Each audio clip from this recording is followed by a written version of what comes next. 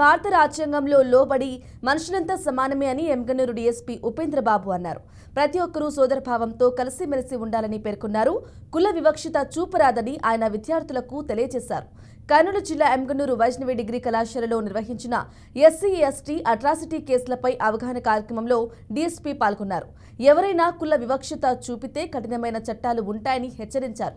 ప్రతి ఒక్కరూ అవగాహనతో జీవించాలని ఆయన విద్యార్థులకు తెలియజేశారు.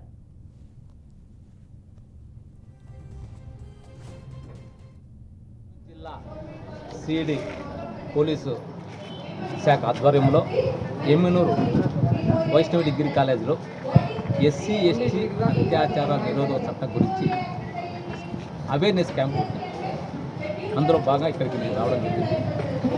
ఎస్సీ ఎస్టీల మీద ఎట్టి పరిస్థితుల్లోనూ ఒక చట్టం ఉంది, 1989 చట్టం తీసుకుని వచ్చినారు.